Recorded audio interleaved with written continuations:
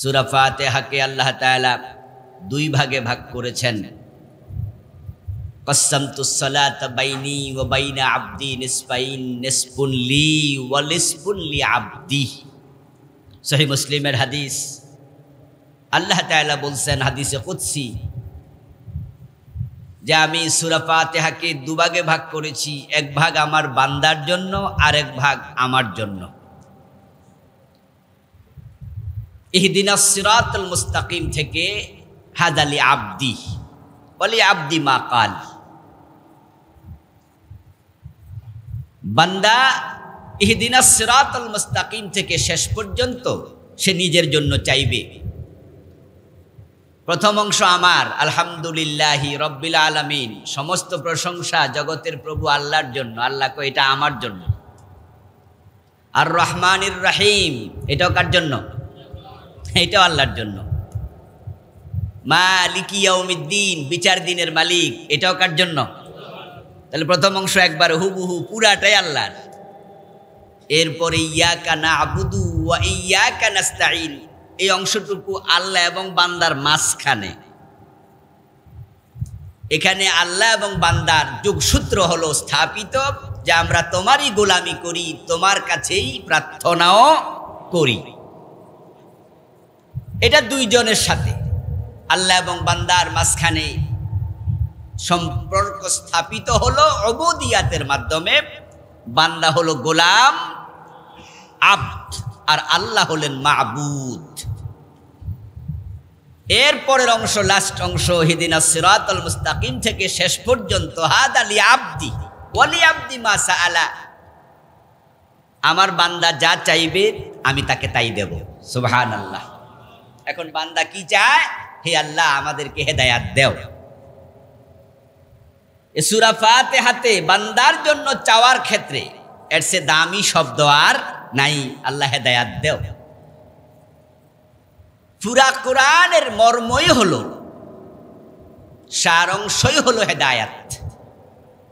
কোরআনের আলোচ্য বিষয় হলো মানুষ কিসে কল্যাণ লাভ করবে, কোনটা মানুষের জন্য কল্যাণকর তা বর্ণনা করা। আল্লাহর পক্ষ থেকে দেয়া বান্দার জন্য, আমাদের জন্য হেদায়াতের চেয়ে দামি কোনো নেয়ামত আর নাই। এই দুনিয়াতে আমরা যা পেয়েছি, এই দুনিয়াতে আপনি যা পেয়েছেন, প্রায় 800 কোটি মানুষ আছে, তা আপনি যা পেয়েছেন 800 কোটি মানুষের মাঝে আপনি একটুকু পেয়েছেন। আর যদি 800 কোটি মানুষ থেকে দুনিয়ার সব নেয়ামত ছিনিয়ে এনে আপনাকে একা দেয়া হতো, আর আপনার থেকে হেদায়াত কেড়ে নেয়া হতো, আপনি সবটা নেয়ামতের একা মালিক হওয়ার পর আপনি হতভাগা যে আপনি আসলটাই পান নাই। আর যদি দুনিয়ার সব নেয়ামত আল্লাহ কেড়ে নিয়ে আপনারা শুধু হেদায়াত নামক নেয়ামত দেয়, আপনি অনেক সৌভাগ্যবান মানুষ। থাকার জন্য ঘর নেই, খাওয়ার জন্য খাবার নেই, পরিধান করার জন্য কাপড় নেই, কিন্তু আপনার ঈমান আছে, আপনি হেদায়াতের উপরে আছেন, আপনি গরিব হলেও ধনী। আর কোটি কোটি টাকা আছে, বিঘা বিঘা জমিন আছে, দেশের বড় ক্ষমতার চেয়ার আছে, কিন্তু হেদায়াত নাই। আপনি বড় হতভাগা, আপনি গরিব, আপনি নিঃস্ব। হেদায়াত হলো সবচেয়ে দামি জিনিস। এজন্য আল্লাহ তাআলা হেদায়াতটা কোনো নবীর হাতেও দেন নাই, এটা নিজ হাতে রেখেছেন। সুবহানাল্লাহ। আমরা আমাদের আলোচনা শুরুতে একটু ভূমিকা আরবিতে বলি, সেখানে আমরা বলি মান ইয়াহদিল্লাহু ফালা মুদিল্লা লা, বলি না? ওয়া মান ইউদ্লিলহু ফালা হাদিয়া লা। প্রায় হুজুর দেখবেন এই কথাগুলো তাদের ভূমিকায় বলে। তো যারা আরবি বুঝে তারা তো বুঝে ফেলছেন, যারা বোঝেন না তারা আজকে বুঝেন। বাংলা অর্থ হলো আল্লাহ যাকে হেদায়াত দেয় তাকে পথহারা করার ক্ষমতা কারো নাই, স্বয়ং ইবলিসেরও নাই। ইন্না ইবাদি লাইসা লাকা আলাইহিম সুলতান, আল্লাহ কোরআনে বলে, ও ইবলিস, যারা আমার গোলাম হয়ে যায় তাদের উপরে তোর প্রভাব আর থাকে না।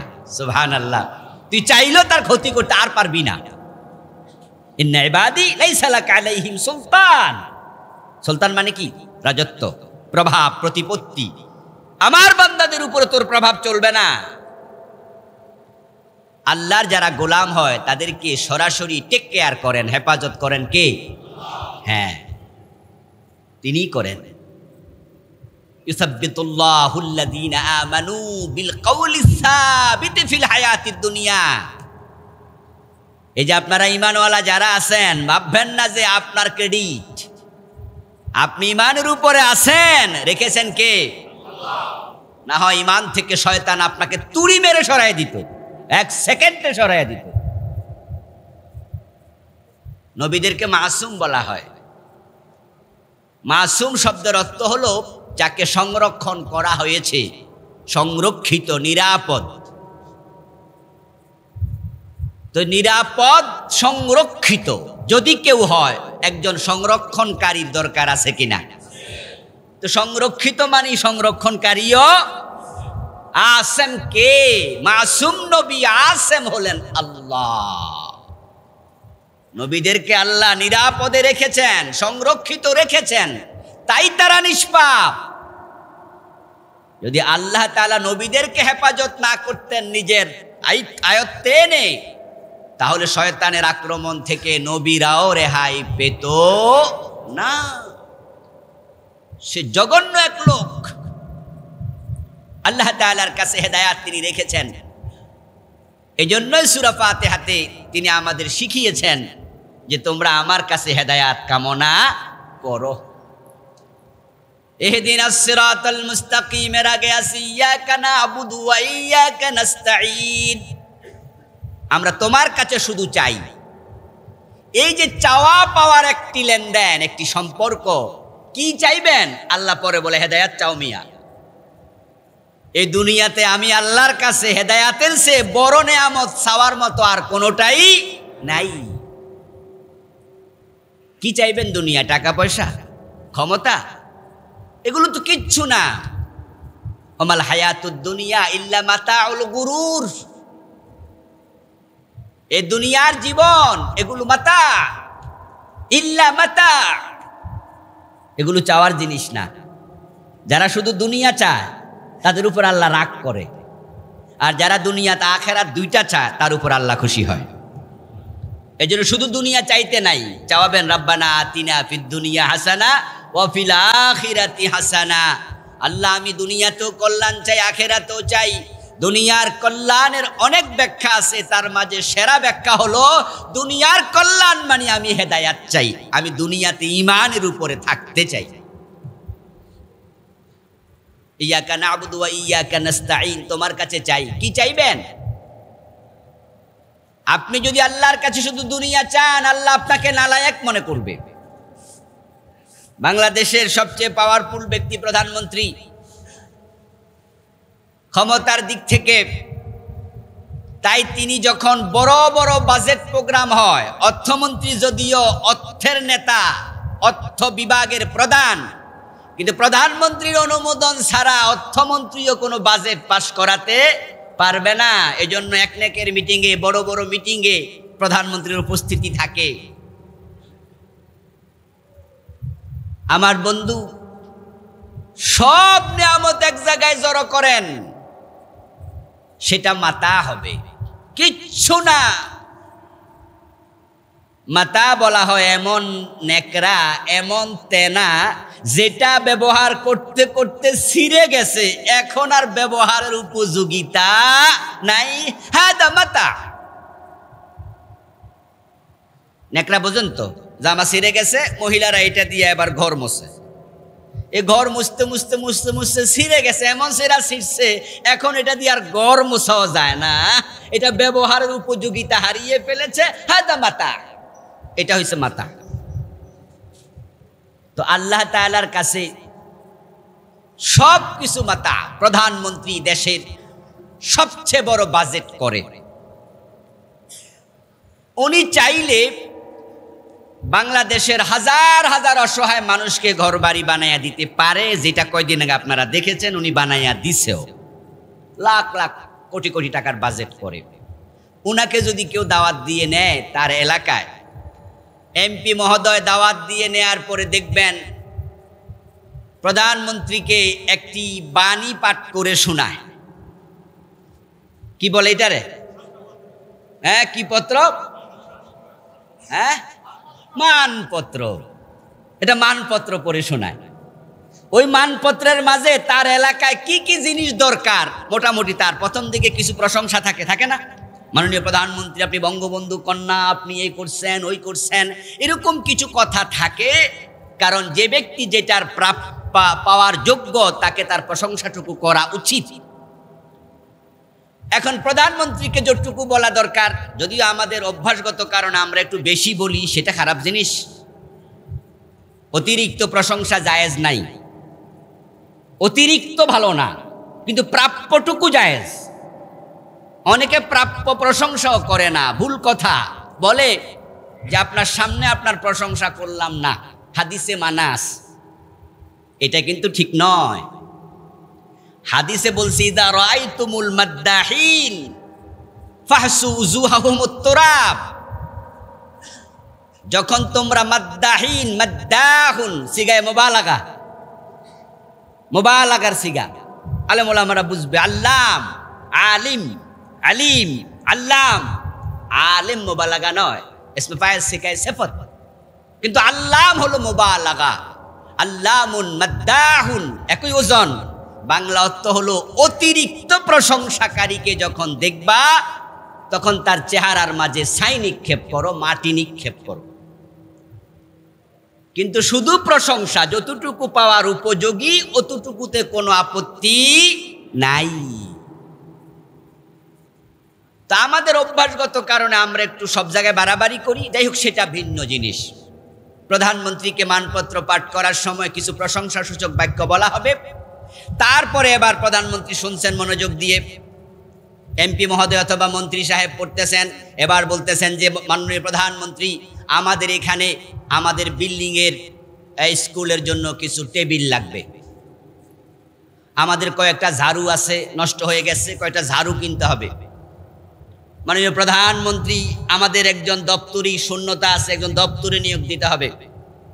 এভাবে যদি বলা শুরু করে, প্রধানমন্ত্রী মনে মনে বলবো, গাদা, কার কাছে কি চাওয়া লাগে সেটাও বুঝলো না, যে আমারে দাওয়াত দিয়ে আইনা দপ্তরি চা, স্কুলের টেবিল চাইতেছে, ঝাড়ু নাই ঝাড়ু চাইতেছে। পাগল কাকে বলে? সে তো আমার কাছে চাওয়া দরকার ছিল একটা 10 তলা ভবন, ঠিক না? বলা দরকার ছিল আমাদের কলেজের জন্য একটা 10 তলা ভবন লাগবে, 5 তলা ভবন লাগবে, আমার এখানে একটা 100 পিচ চৌড়া রাস্তা লাগবে। তাহলে প্রধানমন্ত্রী দেখ আর না দেখ, কমপক্ষে বুঝতো যে চাওয়ার আকল আছে। তো আমরা যারা হেদায়াত না চাইয়া চাই টাকা পয়সা, এটা সেটা, আল্লাহ কয় ব্যাকল, আমি আল্লাহর কাছে কি চাওয়া লাগে সেটাও বুঝলি না। যে যে মানের তার কাছে ওই মানের জিনিস চাও। এখন আমরা চাইতেও জানি না, এই জন্য আল্লাহ তাআলা সূরা ফাতিহাতে আমাদেরকে চাইতে বাধ্য করছে, কই সূরা পড়বি না তোর নাম আজই হইব না। তো বোঝোস আর না বোঝোস, হেদায়াত চাইতেই দিনে কমপক্ষে 17 বার। যদি কেউ সুন্না নামাজ নাও পড়ে, তাহলে ফরজ নামাজ 5 ওয়াক্তে কয় রাকাত? তো 17 রাকাতে প্রতি রাকাতে সূরা ফাতিহা আছে না নাই? তো আল্লাহ কয় তুই বুঝোস না, তো আমি এমন জায়গায় লাগাইছি চাইতে তোরে বাধ্য করব। আমার ভাই, হিদায়াত আল্লাহর কাছে চাইবেন। হিদায়াত যদি আপনি না পান, তাহলে আপনার মতো কপাল পোড়ার কেউ নাই। হিদায়াত সবচেয়ে দামি হওয়ার কারণে আল্লাহ তাআলা হিদায়াতটাকে নিজের কাছে রেখেছেন, কোন নবীর কাছেও দেন নাই। রাসূল সাল্লাল্লাহু আলাইহি ওয়াসাল্লামের চাচা আবু তালেব মৃত্যু শয্যায় শায়িত। রাসূল সাল্লাল্লাহু আলাইহি ওয়াসাল্লাম গেলেন, বালিশের পাশে বসলেন। সহিহ মুসলিমের কিতাবুল ঈমানে এসেছে, আল্লাহর হাবিব বলেন, আম্মি কুল লা ইলাহা ইল্লাল্লাহ কালিমাতান আশহাদ লাকা বিহা ইনদাল্লাহ। বিশ্বনবী বলেন, চাচা একটা বার আপনি লা ইলাহা ইল্লাল্লাহ এই হেদায়াতের কালেমা, ইমানের কালেমা একটু পড়েন, পড়ে মরে যান, বাকি দায়িত্ব আমি নিলাম। আশহাদু লাকা বিহা ইনদাল্লাহ, আমি এই কালেমার পক্ষে আল্লাহর কাছে আমি সেদিন সাক্ষ্য দেব। আমি বলবো আল্লাহ আমার চাচা মুমিন হইয়া মরছে।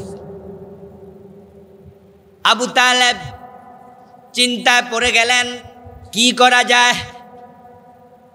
বালিশের অপর প্রান্তে বসে আসে আল্লাহর দুশমন আবু জেহেল। আবু জেহেল বলতেছে, মুহাম্মাদের কথা শুনেন, ও আবু তালেব মরার আগে কাফের হইয়া মরবা নাকি? বাবার ধর্ম অস্বীকার করবা? বাবার ধর্ম অস্বীকারী হইয়া কাফের হইয়া মরবা? আবু তালেবের মাথায় লাগলো, আজীবন যে বাবার ধর্ম পালন করে আসলাম, এখন যদি মরার আগে ভাতিজার ধর্ম নেই, মানুষ কি কইব? এবার তিনি একটু মাথাটা তুলে বললেন, লাউলা আন তুআজ্জিরুনি কুরাইশুন লাআকরারতু বিহা আইনাক। ভাতিজা, আমি যদি তোমার দেয়া এই কালেমাটা পড়ে মরে যাই, তাহলে আমার মরার পরে কুরাইশরা আমার বদনাম করবে, তারা আমারে কাফের করবে, যে আমি কুফরি করছি, আমার বাপ ধর্ম অস্বীকার করছি, আমি ভীতু, আমি কাপুরুষ, আমি জাহান্নামের আগুনের ডরে এ লাত মানাত উজ্জাকে ছেড়ে দিয়েছি, এই জাতীয় কথা তারা বলবে। এই জন্য ভাতিজা আমি তোমার কালেমাটা, কথা বলেন না কেন, নিতে পারলাম না। وكان آخر كلامه كلمهم هو على ملة عبد المطلب। আবু তালেবের শেষ কথা ছিল, ভাতিজা বাবার ধর্মের উপরে গেলাম, তোমার ধর্ম নিলাম না। রাসূল সাল্লাল্লাহু আলাইহি ওয়াসাল্লাম চাচার মৃত্যু দেখলেন, হেদায়েত পেল না, কুফরি অবস্থায় চাচা চলে গেল। অথচ আবু তালেব বিশ্ব নবীকে ভালোবাসতেন খুব বেশি। রাসূল সাল্লাল্লাহু আলাইহি ওয়াসাল্লামের বয়স যখন 8, তখন তিনি আবু তালেবের কোলে ওঠেন। আবু তালেব ছোট্ট নবী মুহাম্মদকে কোলে পিঠে করে মানুষ করেছেন, ইন্তেকাল পর্যন্ত আলাদা থাকতে দেন নাই। বট গাছের মতো ছায়া দিস। শিবে আবি তালেব রাসূল 3 বছর বন্দি দশায় ছিলেন, জেলে ছিলেন। আবু তালেব স্বেচ্ছায় ভাতিজার সাথে জেল খাটছে। নিজের ছেলে আলী, আকিল, জাফর, মেয়ে উম্মে হানি, তাদের তুলনায় ভাতিজা মুহাম্মদকে বেশি ভালোবাসতেন। সে ভালোবাসার চাচাটা আজকে কুফরি নিয়ে মরে গেল। বিশ্বনবী কাঁদতে শুরু করলেন, কারণ তিনি জানেন যার কপালে হেদায়াত নাই তার কপালে জান্নাত নাই। আহারে, এ মরা থেকেই তো আযাব শুরু হয়ে যাবে। আল্লাহ তাআলা বিশ্বনবীর কান্না দেখে কোরআনের আয়াত নাজিল করলেন, লাআল্লাকা বাখিউন নাফসাকা আল্লা ইয়াকুনু মুমিনিন। হে নবী, মানুষ ঈমান আনবে না, তাই বলে আপনি কান্নাকাটি করে কষ্ট পান কেন? কষ্ট পাওয়া দরকার নাই। ইন্নাকা লা তাহদি মান আহবাবতা, আপনি যাকে চান হেদায়েত দিতে আপনি তো পারবেন না, হেদায়েত তো আমি আপনার হাতে দেই নাই। ওয়ালাকিন্নাল্লাহা ইয়াহদি মান ইয়াশা, বরং আমি আল্লাহ যাকে চাই শুধু তাকে হেদায়েত দেই। সুবহানাল্লাহ। আপনি চাইছেন, চেষ্টা করছেন, কিন্তু এটা আপনার হাতে নাই। এটা এত দামি জিনিস, আল্লাহ এটা কোনো নবীর হাতেও দেয় নাই। ভাবেন এবার কি দামি জিনিস। এই জন্য প্রতি ওয়াক্তে, প্রতি রাকাতে আমরা আল্লাহর কাছে দোয়া করি। এখন থেকে যারা নামাজে এই দোয়া পড়বেন, সূরা ফাতিহা পড়বেন, সূরাতুদ দোয়া, অনেক নাম আমি শুরুতে বলেছিলাম, অসংখ্য নামের আছে, বুঝে বুঝে পড়বেন। হে আল্লাহ, আমি তোমার কাছে হেদায়েত চাই। নবী মুহাম্মদ এই দোয়া পড়তেন। সূরা ফাতিহা কি বিশ্ব নবী পড়তেন না? ওনার দোয়ার মানে হচ্ছে হেদায়েতের উপরে অবিচলতা। রাসূল হেদায়েতের উপরে ছিলেন, উনি হেদায়েত পান নাই, আল্লাহ আমারে হেদায়েত দেও তা নয়। উনার দোয়ার মর্ম হলো, আল্লাহ আমাকে হেদায়েতের উপরে অটল রাখো। আর আমরা যারা আছি, আমরা হেদায়েত পাইছি, একবারে 300 টাকার স্টাম্পে লিখে দিতে পারমু? কথা বলে না কেন ভাইরা? পারমু? তবে আমরা আশাবাদী আমরা হেদায়েতের উপরে আছি, কিন্তু আমরা নিশ্চিত নই, আমাদের কাছে ওহী আসে না, এজন্য আমরা জানি না। তাই আমরা দোয়া করি, আর মানে হলো, আল্লাহ হেদায়েতের উপরে আমি আশা করে আছি, যদি না থাকি হেদায়েত যেখানে আছে আমাকে সেখানে পৌঁছায়া দাও। আর যে হেদায়াতের উপরে আমি থাকতে চাই এটার উপরে রেখে আমারে মৃত্যু দাও। খুব দামি জিনিস। আল্লাহ তাআলা নিজে এটা কন্ট্রোল করেন, তিনি যাকে চান তাকে দেন। হেদায়াত যদি নবীর হাতে থাকতো, নূহ আলাইহিস সালাম কেনানকে হেদায়াত দিয়ে দিত। হেদায়াত যদি ইব্রাহিম নবীর হাতে থাকতো, বাবা আজরকে হেদায়াতটা দিয়ে দিত। হেদায়াত যদি লূত আলাইহিস সালামের কাছে থাকতো, স্ত্রীকে হেদায়াত দিত। নবী মুহাম্মদ চাচা আবু তালেবকে দিতেন।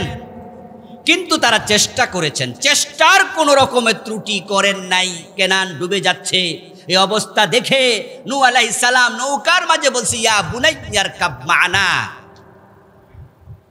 হযরত নূহ বলো, ও আমার কলিজার টুকরা ছেলে, আমার নৌকায় ওঠ। গাড়িতে উঠতে টিকিট লাগে, ট্রেনে উঠতে লাগে, বিমানে উঠতে লাগে, দামি গাড়িতে উঠতে লাগে। নূহ নবীর গাড়ি, নূহ নবীর কিস্তি অনেক দামি কিস্তি, ওইটাতে উঠতেও টিকিট লাগে, বললে ওঠা যায় না। এটা কেনান জানে যে ওটাতে উঠতে একটা টিকিট কাটতে হবে, টিকিটের নাম লা ইলাহা ইল্লাল্লাহ। এই নৌকায় চড়তে হলে টিকিট নিতে হবে, কেনান জানে। তাই সে কয় না, আমি উঠবো না। সাবিলা জাবালিন ইয়াসিমুনি মিনাল মা।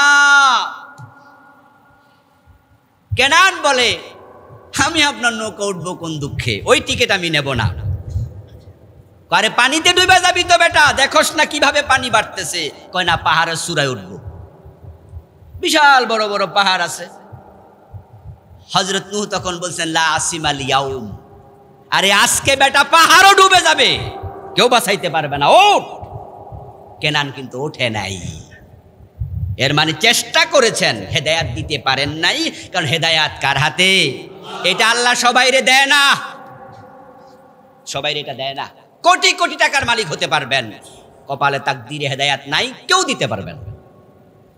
আবার দাসের ছেলে দাস, বাবা গোলাম, দাদা গোলাম, বংশীয় সূত্রে গোলাম, ওই হাফসার কাফরি গোলাম বেলাল, কপালে হেদায়াত আছে, গলায় রশি লাগাইয়া টানছে। বেলাল কালেমা ছাড়ে না। কালেমা ছেড়ে দাও বেলাল, আমরা তোমারে আর মারবো না। বেলাল কয়, কালেমা ছাড়বো না, আহাদ আহাদ আহাদ। একজনের গলায় রশি লাগাইয়া টানে, উনি কালেমা ছাড়ে না। আর আবু তালেবকে রাসূল দিতে চায়, আবু তালেব নেয় না। আবু যর গিফারি, গিফার গোত্র থেকে এসে হেদায়াত পেয়েছেন। মনে তাকাজা ছিল কোথায় গিফার গোত্র, কয়েকশো মাইল দূর থেকে এসেছেন। আবু যর গিফারি রাসূলকে খুঁজে বের করে কালেমা নিয়েছেন। সালমান ফারসি রাদিয়াল্লাহু তাআলা আনহু, পারস্যের মানুষ, কালেমা পেয়েছে, আর ঘরের চাচা আবু তালেব পায়নি। এই জন্য সবার অন্তরে হেদায়াত পাওয়ার আকুতি থাকা লাগবে। ফামান জাহাদা ফিনা লানাহদিয়ান্নাহুম সুবুলানা। কোরআনে আল্লাহ বলে, তুমি যদি চেষ্টা করো, পথ দেখানো আমার জন্য ওয়াজিব। সুবহানাল্লাহ। তুমি চেষ্টা করো, দায়িত্ব বাকিটা আমার। এখন হেদায়াতটা পাবেন কোথায়? হেদায়াত তো আমরা সবাই চাচ্ছি, আল্লাহ ইহদিনাস সিরাতাল মুস্তাকিম। কোথায় পাবেন? এটা কি বাজারে বিক্রি হয়? টাকা থাকলে কেনা যাবে? ফ্যাক্টরিতে উৎপাদন করা যাবে? তো এটা কোথায় আছে? এই যে চাচ্ছেন প্রতিনিয়ত, আল্লাহ তাআলা এটাও বলে দিয়েছেন। প্রথম সূরা ফাতিহাতে বললেন, বলো ইহদিনাস সিরাতাল মুস্তাকিম, ও আল্লাহ আমাকে সহজ সরল পথ দেখাও, হেদায়াত দাও। দ্বিতীয় সূরা বাকারার মাঝে বলছেন, যালিকাল কিতাবু লা রাইবা ফীহি হুদাল লিল মুত্তাকিন। তোমাদের সামনে এমন এক কিতাব দিলাম, যে কিতাবের মাঝে সন্দেহ নাই। তোমরা যারা মুত্তাকি হতে চাও, হেদায়াত পেতে চাও, ফীহি হুদা, এর মাঝে আমি হেদায়াত রেখে দিয়েছি। ফীহি হুদা লিল মুত্তাকিন আস-সাইরিনা ইলা তাকওয়া। তোমরা যারা তাকওয়ার রাস্তায় চলতে চাও, ফীহি হুদা। হেদায়াতটা বাজারে পাইবা না, এটা মেশিনে বানানো হয় না, এটা কোনো পীরের বাড়িতে পাওয়া যায় না। আরে নবীর কাছে তো নাই। হেদায়াতের জন্য পীরের বাড়ি যাচ্ছ কেন? আমি হেদায়াত কোনো পীরের হাতে দেই নাই, নবীর হাতেও দেই নাই।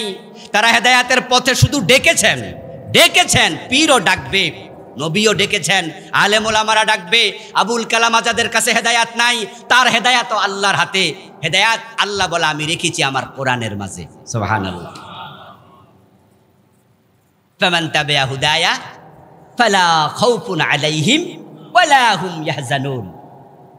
এখন তুমি যদি আমার কোরআনকে ফলো করো, অনুসরণ করো, তোমার আর টেনশন নাই। সুবহানাল্লাহ পড়েন কি নাই? আর কোনো খাউফ নাই, ওয়ালা হুম ইয়াহজানুন, কোনো হাজন নাই, দুশ্চিন্তা নাই।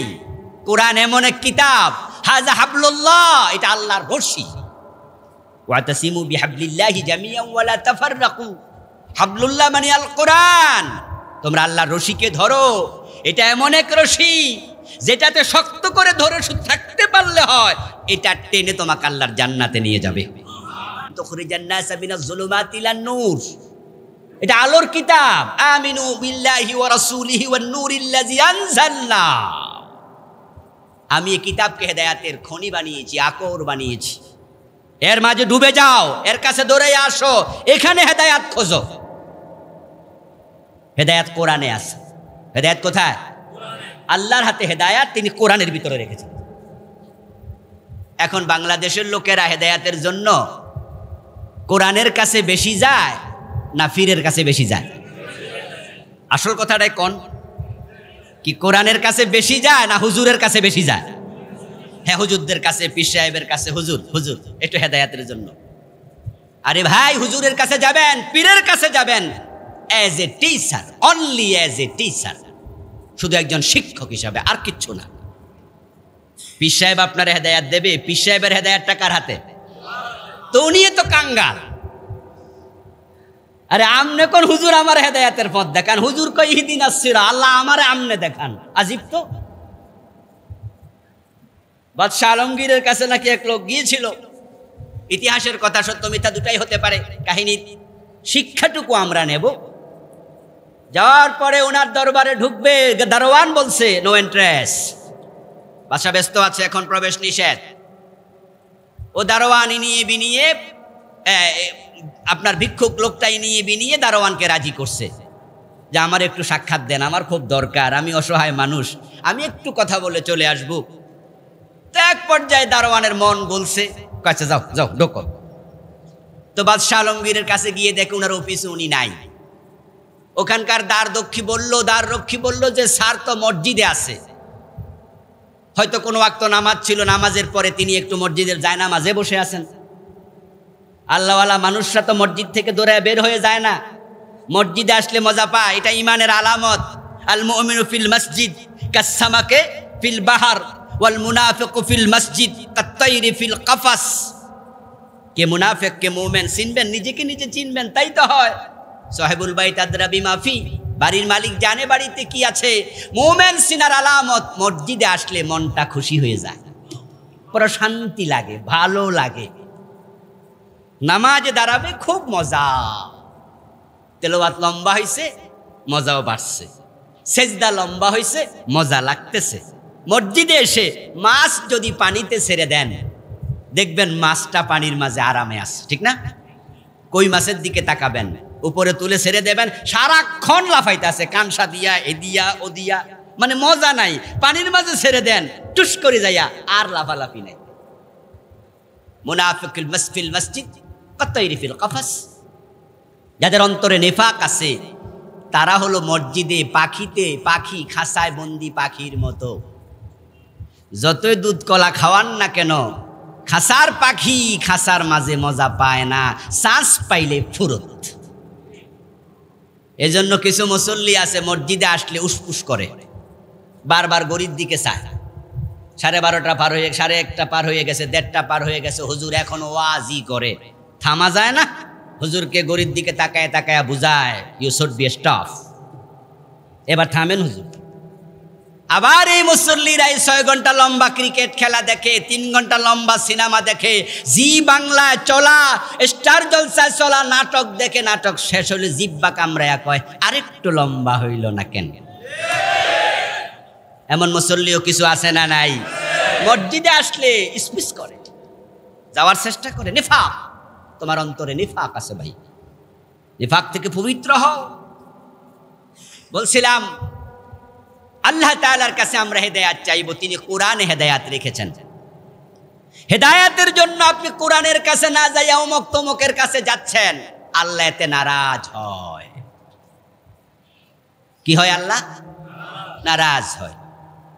আমি হেদায়েতের জন্য কোরআন দিলাম, প্রতি ওয়াক্তে আমার কাছে চাইতে শিক্ষা দিলাম, তুই বুঝলিও না, চাইলিও না, কোরআনটা ঘরের তাকে পড়ে আছে।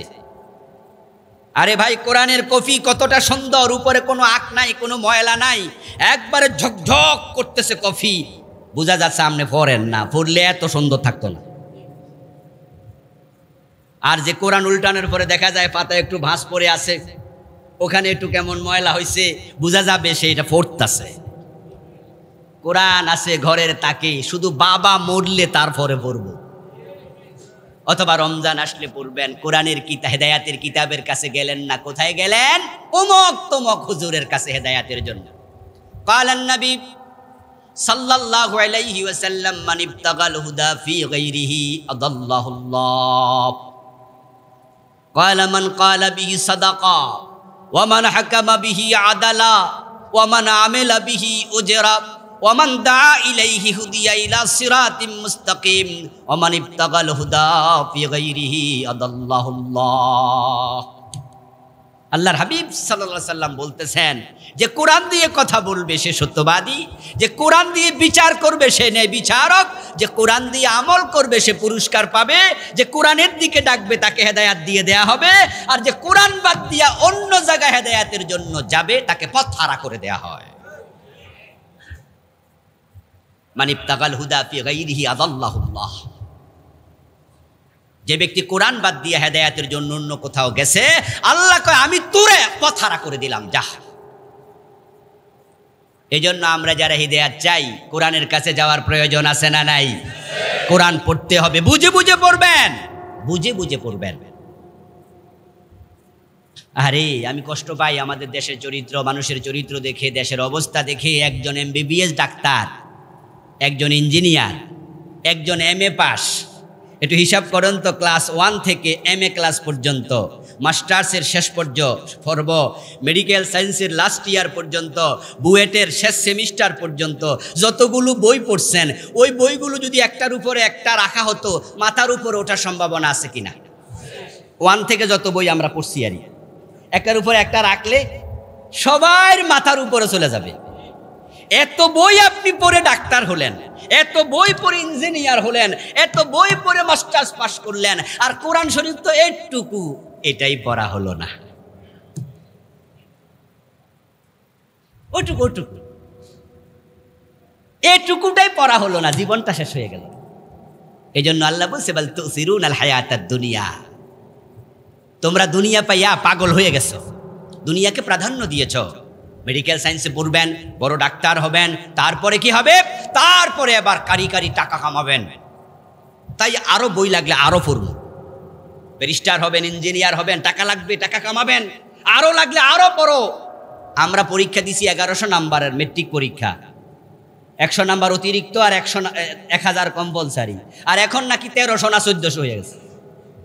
সামনের দিকে আরো বাড়বে, কোনো আপত্তি নাই। নতুন নতুন সাবজেক্ট জয়েন হয়েছে, যেমন এখন যে কম্পিউটার সায়েন্স, আমাদের সময় এটা ছিল না। শারীরিক শিক্ষা নামে একটা আসতেছে, আমাদের সময় এটা ছিল না। আন্তর্জাতিক যোগাযোগ, নতুন নতুন সাবজেক্ট আসছে, আমাদের সময় ছিল না। কোনো শিক্ষিত লোক আপত্তি করেনি যে কম্পিউটার নামে 100 নাম্বার কেন পড়াবেন, না না পড়াও, আরো দেন, কারণ দুনিয়ায় লাগবে। তো দুনিয়ার জন্য 900 জায়গায় 1100, 1100 জায়গায় 1800, আখেরাতের জন্য মাত্র তো 200, 100 কোরআন, 100 হাদিস। ওটার কি খবর? ওটার খবর নাই। এমন সিলেবাস আমরা বানাইছি, এটারে মানুষ হওয়ার সিলেবাসই বলা যায় না। যারা অনার্স বাংলায় পড়ে, অনার্স ইংরেজিতে পড়ে, বায়োলজি, রসায়ন, জীববিদ্যা অথবা এক্সেট্রা, এই জাতীয় সাবজেক্টে অনার্সে আপনারা অনেকে পড়েছেন, অঙ্ক পড়েছেন। বলুন তো, ফার্স্ট ইয়ার থেকে লাস্ট ইয়ার পর্যন্ত 4টা অজুর ফরজ আছে এটার মাঝে, এই কিতাবের মাঝে? 13টা আরকানা হাকামের শিক্ষা আছে। আচ্ছা, গোসল কেমনে করা লাগে শিখানো হয়েছে? মা বাবার খেদমত কেমনে করতে হয় শিখানো হয়েছে? সন্তান কেমনে মানুষ করতে হয়, আইডিওলজি কি, ক্রাইটেরিয়া কি, সেখানে সিলেবাসে আছে। তো আপনি মানুষ হইবেন কি দিয়া? আপনার সিলেবাসে তো নাই। এই জন্য আমি এমন এম এ পাশের সাক্ষাৎ পেয়েছি যে এম এ পাশটা একামতটাও পারে না। এমন ইঞ্জিনিয়ার আমি পেয়েছি যে ব্যক্তি নামাজের নিয়ত কেমনে করে এটাই জানে না। এমন এম এ পাশ আমি পেয়েছি। লোকমান হাকিমের নাম বললাম কয়েকদিন আগে এক প্রসঙ্গে, আমার কয় এটা আবার কেডা? যে লোকমান হাকিমের নামটা শোনে নাই, ঢাকা ইউনিভার্সিটি থেকে মাস্টার্স কমপ্লিট করেছে। আমি বড় আশ্চর্য হলাম, বলি কি রে যে লোকমান হাকিমের নামটাই শোনে নাই, আমার কয় উনি কেডা? অথচ এরিস্টটলের নাম সে জানে না। কথা বলেন না কেন? জানে। কার্ল মার্কসের নাম, মাও সেতুংয়ের নাম, কিন্তু লোকমান হাকিমের নামটা জানে না, যার নামে কোরআনে আলাদা একটা সূরাই আছে। এর মানে সিলেবাস থেকে আমরা কিচ্ছু পাচ্ছি না। যাই হোক, জাতি পাচ্ছে না কারণ সরকার যারা ক্ষমতায় ছিল, যারা আছে, তারা কেউ কোরআনের পক্ষের সরকার না। এই জন্য সিলেবাসে কোরআন ঢুকায় না। এমনি মুখে বলে যে আমরা ইসলামের জন্য এই করছি ওই করছি, সব মিথ্যা কথা, এগুলো মন ভুলানো কথা। প্রাইমারি স্কুলে 100 নাম্বার কোরআন ঢুকাইয়া দাও, 100 নাম্বার হাদিস ঢুকাইয়া দাও, পড়াতে শুরু করো ক্লাস 1 থেকে আলিফ বা তাসা, ক্লাস 2তে এসে আস্তে করে আলিফ লাম মিম পড়াতে শুরু করো আমপারা, ক্লাস 6-7 থেকে টোক করে তাফসীর অনুবাদ পড়াও, মাস্টার্স পর্যন্ত 100 কোরআন 100 হাদিস রেখে দাও। এদেশের প্রত্যেকটা ছেলে জেনারেল লাইনে পড়ে পিএইচডি করবে, ডাক্তার হবে, ইঞ্জিনিয়ার হবে, প্রফেসর হবে, সাথে সাথে কোরআনের বড় আলেম হয়ে যাবে। প্রত্যেকটা ঘরে বাবার জানাজার নামাজের ইমাম থাকবে, হুজুর ডাইকা পড়ানো লাগবে না। অসুবিধা কোথায় ছিল? দুনিয়ার প্রয়োজনে যদি আমি ইংরেজি শিখতে পারি হুজুর হইয়াও, তা আখিরাতের প্রয়োজন আপনি স্যার হইয়া কোরআন কেন শিখবেন না? তাহলে কথা স্পষ্ট, বল তুসিরুনাল হায়াতাদ দুনিয়া, আপনি দুনিয়া পেয়ে খুশি হয়ে গেছেন। আর দুনিয়া পেয়ে যে খুশি হয়ে যায় তার কপালে আখিরাতের শান্তি। সিরাতাল্লাযীনা আন'আমতা আলাইহিম, আমরা আল্লাহর কাছে এবার বলছি, আল্লাহ আপনার কাছে আমরা হেদায়েত চাই, রাস্তা চাই, সঠিক পথ চিনতে চাই। আমরা তাদের পথ চাই যাদেরকে আপনি নেয়ামতে অভিষিক্ত করেছেন। হেদায়েতের রাস্তা একটা, হেদায়েতের পথটা সোজা। রাসূল সাল্লাল্লাহু আলাইহি ওয়াসাল্লাম হাতের মাঝে একটা কাঠি নিলেন, কাঠি নিয়ে তিনি অনেকগুলো আঁকা বাঁকা আঁক দিলেন। তারপরে আঁকা বাঁকা আঁকগুলোর মাঝখানে স্ট্রেট সোজা একটা টান মারলেন। ওখানে যে কয়জন সাহাবী ছিল তাদেরকে বললেন, এই যে আমি কিছু আঁকা আঁকি করলাম, কিছু বুঝছো? ওরা বলো, হুজুর কিছু তো বুঝি নাই। তবে আপনার মতো মহামানব অযথা আঁকা আঁকি করার কথা না, এর মাঝে নিশ্চয়ই কিছু একটা। তবে আল্লাহু ওয়া রাসূলুহু আলাম, আল্লাহ রাসূল ভালো জানে কি যে এর হেতু হিকমত। আল্লাহ রাসূল বলে, শোনো তাহলে এই আঁকা বাঁকা যত আছে সব রাস্তা হচ্ছে জাহান্নামের, সোজা একটা, এটাই জান্নাতের। সিরাত অর্থ রাস্তা, ইহদিনাস সিরাতাল মুস্তাকিম। সিরাত মানে কি? রাস্তা, মুস্তাকিম মানে সোজা। তা আল্লাহরে আমরা কই, আল্লাহ ওই যে একটা রাস্তা সোজা আছে যেটা রাসূল আইক্কা দেখাইছে, আমরা আপনার কাছে সেটাই চাই। সুবহানাল্লাহ। জান্নাত 8টা, রাস্তা কিন্তু আঁকানা বাঁকানা সোজা, তো সোজা একটা। এরপর ওই পথ আপনি যদি না পান, আল্লাহর কি দোষ?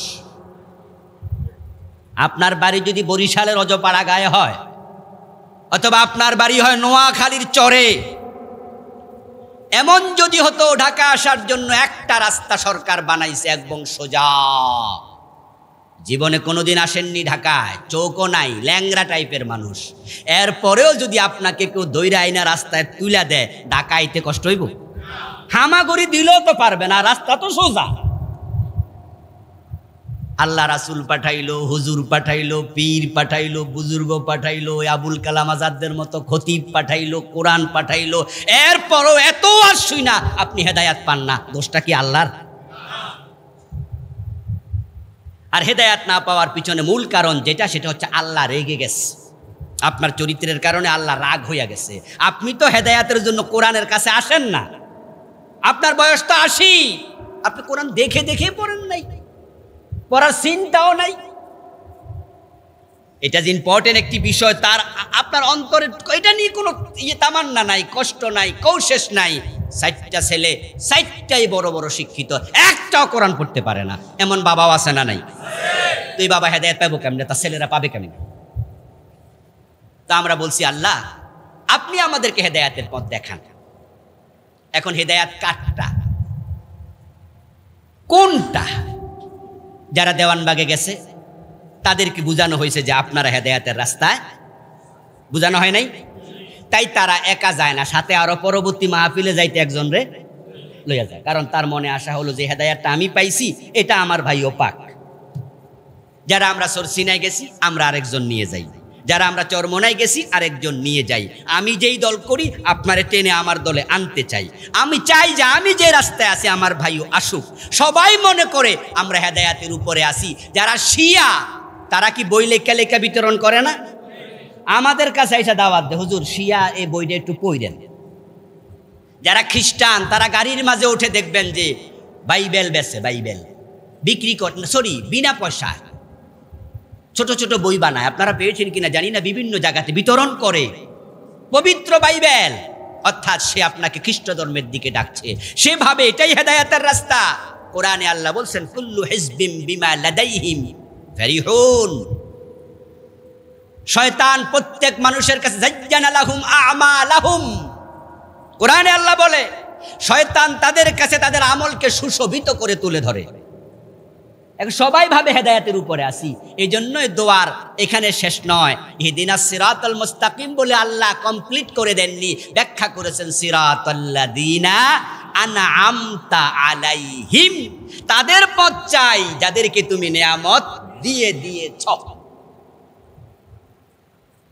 তাহলে আপনি হেদায়াত চাইবেন তাদের পথ, তাদের রাস্তা, তাদের হেদায়াতের মতো আমার হেদায়াত। ও আল্লাহ যাদেরকে তুমি অলরেডি নিয়ামত দিয়ে দিয়েছ। এখন কারা নিয়ামত পেয়েছে? এই আয়াতের ব্যাখ্যা আল্লাহ নিজে আরেক আয়াতে করেন, উলাইকা মাআল্লাযীনা আনআমাল্লাহু আলাইহিম মিনান নাবিয়্যিনা ওয়াস-সিদ্দীকিনা ওয়াশ-শুহাদাই ওয়াস-সালিহিন ওয়া হাসুনা উলাইকা রাফিকা। সুবহানাল্লাহ। কিছু গোপন নাই, সব ব্যাখ্যা করা আছে। আল্লাহ তাআলা বলছেন নিয়ামত কারা পেয়েছে শোনো। আনআমাল্লাহু আলাইহিম মাজিদ সিগা, আনআমতা মাজিদ সিগা, আনআমা এটাও মাজিদ সিগা, দুইটাই অতীতকালের শব্দ। আমি আল্লাহ নিয়ামত দিয়েছি কাদেরকে? মিনান নাবিয়্যিন, আমার নিয়ামত প্রাপ্ত হলো নবীরা, ওয়াস সিদ্দিকিন সিদ্দিকেরা, ওয়াস শুহাদা শহীদেরা, ওয়াস সালিহিন সালেহিনরা। এখন নবীরা নিয়ামত পেয়েছে, তার মাঝে আমরা সবচেয়ে বেশি চিনি একজন নবীকে, তিনি কে? মুহাম্মাদুর রাসূলুল্লাহ। উনি নিয়ামত পেয়েছেন, আরো নবীরাও পেয়েছে, তবে আমাদের সাথে উনার পরিচয় সবচেয়ে। তাহলে আল্লাহ আমি নবী মুহাম্মদের রাস্তা চাই, উনি যে রাস্তায় ছিল আমি সেটা চাই। এখন নবী মুহাম্মাদুর রাসূলুল্লাহ সাল্লাল্লাহু আলাইহি ওয়াসাল্লাম কোন রাস্তায় ছিলেন তা জানতে হলে হাদিস পড়া দরকার আছে না নাই? হাদিসই তো হলো নবীর সিরাত। বিশ্বনবী যা করেছেন, যা বলেছেন সেটাই তো হাদিস। তাহলে উনার রাস্তা চিনতে হলে আপনাকে হাদিস পড়তে হবে। ও দোস্ত, হাদিস কোরআন বাদ দিয়ে আপনি হেদায়েতের উপরে আছেন এটা মনে করার কোনো সুযোগ নাই। আচ্ছা, আপনাদের কারো কাছে যদি 1000 টাকার নোট কেউ দেয় বাজারে, এখানে সেখানে আপনি যখন লেনদেন করছেন, 500 টাকার নোট, 1000 টাকার নোট যখন দেয়, তখন কি হাতে পাইলে পকেটে ঢুকান নাকি একটু টিপ্পা দেখেন? যারা চুপ করে আছেন তারা একটু বলেন, ডাইরেক্ট ঢুকান নাকি যাচাই করেন? কোনায় টিপটাপ মারেন তো, এর আসল না নকল একটু দেখি, না হয়তো ঠকে যাব, ভেজাল তো আছে। আচ্ছা, যদি 1000 টাকার ব্যাপারে এত সতর্ক হন, টিপে টিপে দেখে, শুধু টিপে না ভাই, কোনা মিলা, এটা মিলা, ওটা মিলা, এক বেডারে দেখলাম টাকা আমি দিছি আর অনেক গোসল এভাবে কইরা টইরা পরে এমনি চাপ মারছে। আমি কই ভাই এটা করলেন কি? সোজা হইলে আসল, বেয়া থাকলে নকল। আরেকদিন দেখলাম এক বেড়া এক কোনা ফানিত ভিজাইছে, আমি বললাম এটার মানে কি? হুজুর পানির ভিজাইলে যদি নেতিয়ে যায় নকল, সোজা থাকলে আসল। ও বাবা, এত বুদ্ধি! 1000 টাকা ঠকে যাবে, এত চেষ্টা, এত প্রচেষ্টা, এত যাচাই, ইমানটা আসল না ভেজাল, হাদিস থেকে কোরআন থেকে যাচাই করা দরকার আছে না নাই? তো পড়লেন তো না, যাচাই কিসে? ও হুজুর কইছে চলো। এখন আবার মাইজবান্ডার দরবার শরীফে গেছে, হুজুর কইছে এটাই জান্নাতের রাস্তা, ঢোল একা বাজাইলে চলবে না, বউরে লইয়া বাজাও। বাবা, এবার বাড়ি যাইয়া ঢোল বাজাচ্ছে, বউ লাপায়, জামাইও লাপায়, ইল্লাল্লাহ আল্লাহ আল্লাহ জিকির করছে, গা ঘামে ভিজা গেছে, মনে মনে কয় জান্নাত বাড়ির কাছে আইসা গেছে। যাচাই কিন্তু করলো না। যেই যে আমি আমার পীরের কাছে বউ নিলাম, আমার পীর আমার বউয়ের মাথা মুচ্ছা দেয়, মাথা মুচ্ছা দেয়, দোয়া করে দিচ্ছে। আর মনে মনে কয় বাহ, তোর কপাল খুইলা গেছে, হুজুর তোরে দোয়া করছে। পর্দা করা নফল না ফরজ? কোরআন পড়লে আপনার ইমান আপনাকে বলতো এটা ভণ্ড ফির। যে ফির আমার বউরে সামনে নিয়ে দোয়া করে, বুঝতে হবে তার মতো ভণ্ড আর তার দেখানো পথ আসল পথ হতে পারে না। এই জন্য মিনান নবিয়্যিন, আল্লাহ হেদায়েত চাই নবীর রাস্তা। আলহামদুলিল্লাহ সুম্মা আলহামদুলিল্লাহ। বাংলা ভাষায় বুখারী, মুসলিম, ইবনে মাজাহ, আবু দাউদ, তিরমিজি, সিয়াসিত্তার বাহিরেও আরো অনেক কিতাব অনুবাদ হয়ে গেছে। নিজে ঘরে বসে আল্লাহর রাসূলের হাদিস পড়ার সুযোগ আছে না নাই?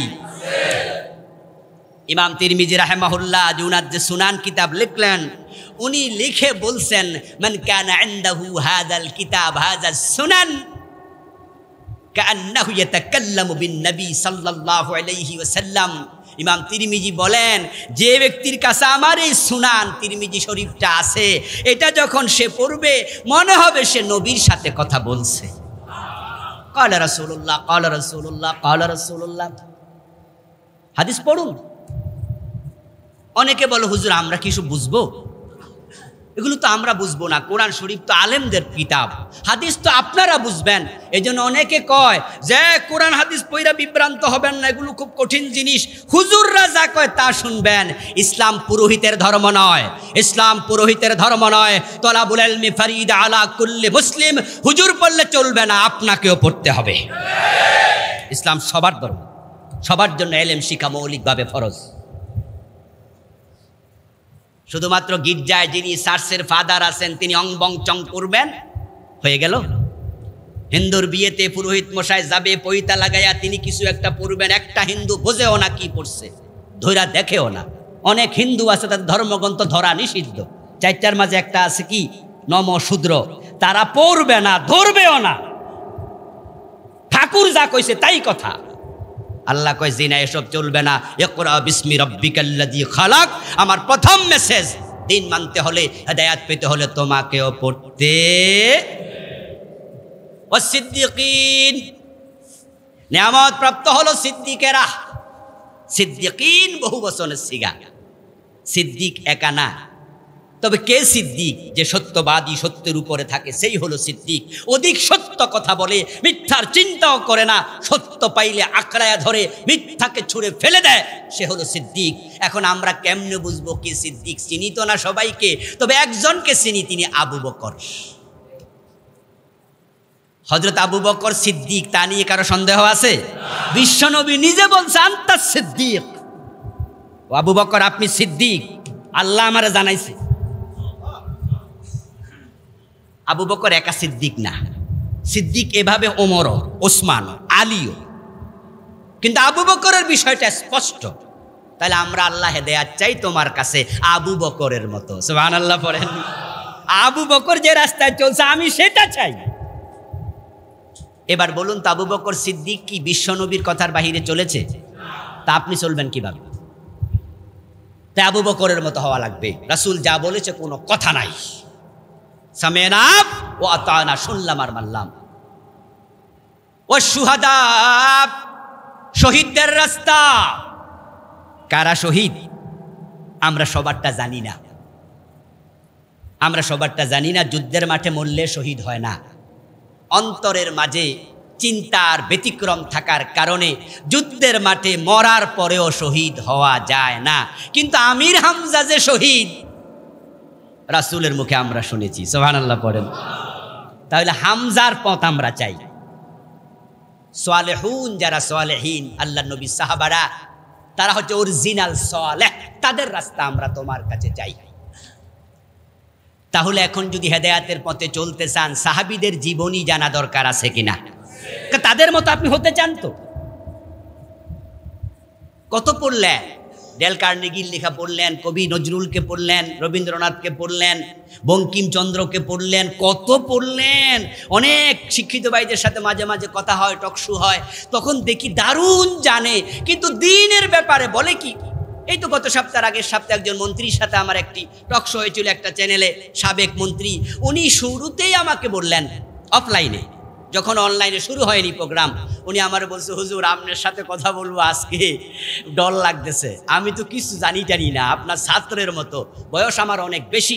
অনলাইনে এসে আবার এই কথা তিনি বারবার বলছিলেন, এটা তার বিনয় যে আসলে আমরা জানি না কিছু। কিন্তু আমি প্রশ্ন করতে চাই, কেন জানেন না? জানা কি ফরজ ছিল না? বিনয় আপনার আছে, এই জন্য আপনাকে থ্যাঙ্কস। কিন্তু আপনি জানি না বলবেন কেন? এত কিছু জানলেন, এখানে কেন? বিশ্বনবী সাহাবীদের জীবনের উপরে চমৎকার চমৎকার বই আছে। ডক্টর আব্দুল মাহবুব স্যার লিখেছেন আল্লাহর হাবিবের সাহাবীদের জীবনী নিয়ে, আসহাবে রাসূলের জীবন কথা 7ম খণ্ড পর্যন্ত প্রকাশিত হয়েছে। এখানে সামনে লাইব্রেরি তো পেতে পারেন, না হয় অর্ডার দিয়ে যাবেন। এমন মজার বই, পড়া শুরু করলে আপনি থামতে মন চাইবে না। আর তাদের জীবনী মনে হয় যেন এক একটা শব্দ মুক্তার মতো দামি। এই বুঝি তাদের জীবন ছিল। যদি আপনি তাদের জীবনের সাথে জীবন মিলান তাহলে বুঝবেন হেদায়াত আপনি পেয়েছেন। গায়রিল মাগদুবি আলাইহিম, তাদের রাস্তা নয় যারা অভিশপ্ত। ক্বালান নবী সাল্লাল্লাহু আলাইহি সাল্লাম, আল মাগদুব হুমুল ইয়াহুদ ওয়ালাদ দাল্লিন, তাদের রাস্তা নয় যারা পথহারা, ওহুমুন নাসারা। আল্লাহ রাসূল বলছে, আমরা আল্লাহর কাছে দোয়া করি, আল্লাহ ইহুদি এবং নাসারাদের পথে আমাকে চালাইও না। কথা ক্লিয়ার হয়েছে? কাদের পথে চলা যাবে না? ইহুদি এবং হ্যাঁ, এইটা আপনি প্রতিদিন নামাজে বলতেছেন, অথচ ইহুদিদের মতো শেভ করতেছেন, নাসারার মতো প্যান্ট পরতেছেন, তাদের মতো জীবন বানাইছেন। আল্লাহরে বলেন যে আল্লাহ ইহুদি নাসারার মতো আমারে বানাইও না, অথচ জুমার দিন সকালবেলায় ক্লিন শেভ দিছেন। আপনার রাসূলের এটা সুন্নাহ ছিল? আপনার টাকনু গিরার নিছে, অনেকে মসজিদে ঢোকার সময় এটা মোটটা লয়, টাকনুর উপরে টাইনা লয়, নামাজ শেষে যাওয়ার সময় আবার ছাইড়া দেয়। আরে ভাই, টাকনুর নিচে কাপড় পরা হারাম, এটা মুসলমানের কালচার না, এটা অমুসলিমদের কালচার। চুলের ডিজাইন রাসূলের সাথে মিলে না, জীবনের ডিজাইন মিলে না, চালচলনে হিন্দু তুমি, বেশভূষাতে খ্রিস্টান, তোমার লেনদেন দেখে শয়তান করে লজ্জা জ্ঞান। পুরা পরিবার ইউরোপিয়ান স্টাইলে চলে, বউর চুল লাল, মাইয়ার চুল সাদা, বাবার চুল আরেক রকম। যখন একসাথে বের হয় মনে হয় যেন পুরা ইহুদি খ্রিস্টানদের চামচা বের হয়েছে। হে নামাজে খাড়াইয়া কয়, ইহদিনাস সিরাতাল মুস্তাকিম সিরাতাল্লাযীনা আন'আমতা আলাইহিম গায়রিল মাগদুব। আল্লাহ কয়, মাগদুব তো তুই নিজে। এই জন্য দোয়ার সাথে কর্মের মিল দরকার আছে না নাই? এগুলো সূরাতুদ দোয়া, সূরা ফাতিহা দোয়ার সূরা। মনে রাখবেন, কাজ করবেন উল্টা, দোয়া করবেন এভাবে, লাভ হবে না। হুজুরের কাছে গিয়ে বলো, হুজুর আমার জন্য একটু দোয়া করেন। হুজুর কই, কি দোয়া? বলো, হুজুর আমার যেন একটা ছেলে হয়, ফুটফুটে সুন্দর। হুজুর বলে, আল্লাহ তুমি তার একটা ছেলে দাও। ও বেটা খুশি হইয়া বাড়ি আসছে। 6 মাস পরে যাইয়া কই, হুজুর ছেলে তো হয় না। হুজুর কয়, তাহলে কলা ফরা আনবা, পানি আনবা, কলা ফরা দিমু, পানি পরা দিমু, খাইবা, ইনশাআল্লাহ হয়ে যাবে। আমি দোয়া করছি, হবে না কেন বেটা? তাওয়াক্কুল করো, দোয়া কাম লাগবে। কলা দিছে পইরা, পানি দিছে পইরা, খাইছে। 6 মাস পরে আবার যায় কয়, হুজুর কই, কোনো লক্ষণ তো নাই। হুজুর কয়, বিয়ের বয়স কত? কয়, বিয়ে তো করি নাই। ছিল বেটা, শুধু দোয়া দিয়া ফলা হয়? আপনারা বলেন, দোয়া দিয়া ফলা হইব শুধু? বিয়া দরকার আছে না নাই? চলবেন উল্টা রাস্তায়, দোয়া করবেন এ রাস্তায়, লাভ তো হবে না। এই জন্য সূরা ফাতিহার শিক্ষা জীবনে নিতে হলে নিজেকে সেই আদলে সাজাতেও হবে। ওয়ালাদ-দাল্লিন, আমিন আমিন আমিন। শেষ দিকে আমরা আমিন বলি। আমিন মানে আল্লাহুম্মা তাকাব্বাল, হে আল্লাহ আমার দোয়াটা তুমি কবুল করো। ইমাম সাহেবের সাথে যখন আমরা নামাজ পড়ি, উনি যখন আমিন বলে আমরাও বলি। বিশ্বনবী বলছেন, মান ওয়াফাকা তামিনুহু তামিনাল মালাইকা গাফারাল্লাহু লাহু মা তাকাদ্দামা মিন যামবিহি। কোন হাদিসে আছে মা তাআখারা, কোন হাদিসে গফিরা লাহু মা তাকাদ্দামা মিন যামবিহি।